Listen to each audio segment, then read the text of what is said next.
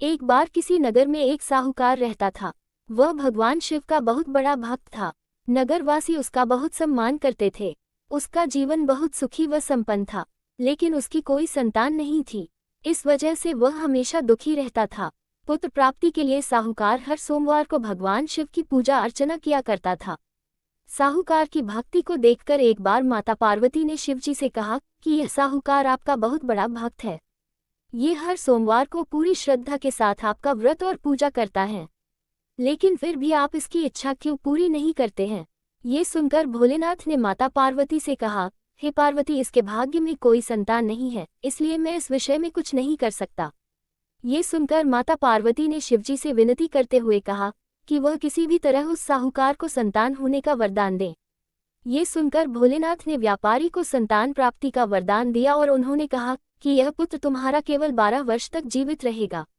कुछ समय बाद साहूकार की पत्नी गर्भवती हुई और उसने एक सुंदर पुत्र को जन्म दिया। साहूकार को भोलेनाथ की कही गई हुई बातें याद थी, इसलिए पुत्र होने के बाद भी वह बहुत दुखी रहता था। ये बात उसने अपनी पत्नी को नहीं बताई थी। जब साहूकार का बेटा 11 वर्ष का हो गया तो साहूकार की पत्नी ने अपने बेटे का बाल विवाह करने को कहा। ये सुनकर साहूकार ने कहा कि अभी उसे पढ़ने के लिए काशी भेजेंगे, इसके बाद ही उसकी शादी होगी। उसने अपने पुत्र को मामा के साथ काशी भेज दिया।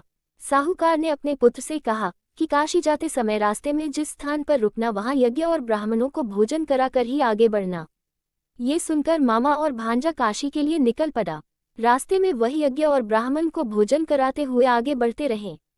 आगे बढ़ने पर मामा और भांजे ने रास्ते में देखा कि एक राजकुमारी का विवाह हो रहा था। राजकुमारी का विवाह जिस राजकुमार से हो रहा था वह एक आंख से काना था। जब राजकुमारी के पिता की दृष्टि उस राजकुमार पर पड़ी तो उसके मन में यह विचार आया कि क्यों ना मैं अपनी पुत्री की शादी इस राजकुमार से कर दूं। मन में आए इस विचार को उसने साहूकार के बेटे के मामा से कहा। ये सुनकर मामा मान गया और उसने अपने भांजे की शादी उस राजकुमारी से करवा दी। विवाह होने के पश्चात उसने राजकुमारी की चुनरी के पल्लू में लिखा, तेरा विवाह मेरे साथ हुआ है, लेकिन ये राजकुमार के साथ तुम्हें भेजेंगे। ये लिखकर साहूकार का बेटा अपने मामा के साथ काशी के लिए चला गया। राजकुमारी ने जब अपनी चुनरी खोली तो उसने लिखा हुआ देखा तो उसने उस राजकुमार के साथ जाने से मना कर दिया। उधर मामा और भांजा काशी पहुंच गए। एक दिन जब मामा अपने घर में यज्ञ करवा रहे थे तो भांजे की तबीयत खराब हो गई। उस दिन वह कमरे से बाहर नहीं आया। मामा ने कमरे के अंदर जाकर देखा तो भांजे के प्राण निकल चुके थे, लेकिन मामा ने यह बात किसी को नहीं बताई और यज्ञ का सारा काम समाप्त किया कर ब्राह्मणों को भोजन कराया।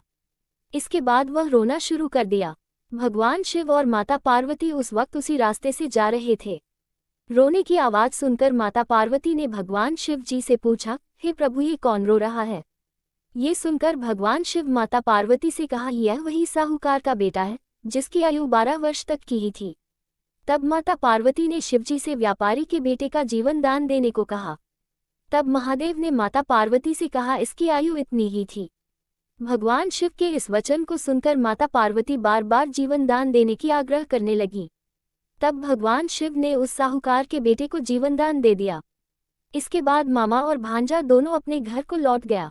रास्ते में उन्हें वही नगर मिला जहां साहूकार के बेटे का विवाह हुआ था। वहां जाने के बाद दोनों की खूब खातिरदारी हुई। राजकुमारी के पिता ने अपनी कन्या को साहूकार के बेटे के साथ खूब सारा धन देकर विदा कर दिया। उधर साहूकार और उसकी पत्नी यह सोचकर छत पर बैठे थे, यदि उनका पुत्र वापस नहीं आएगा तो वह छत से कूदकर अपनी जान दे देंगे। जब उन्हें पता चला कि उनका पुत्र वापस उनके पास आ रहा है तो उन्हें विश्वास नहीं हुआ। बाद में उन्होंने अपने बेटे और बहू का भव्य तरीके से स्वागत और भगवान शिव को बारंबार धन्यवाद दिया। रात में भगवान शिव साहूकार को सपने में दिखाई दिए और कहा कि मैं तुम्हारे पूजा से बहुत प्रसन्न हूँ। आज के बाद जो भी सोमवार व्रत में उसकी इस कथा को पढ़ेगा उसकी सभी मनोकामनाएं मैं अवश्य पूर्ण करूँगा।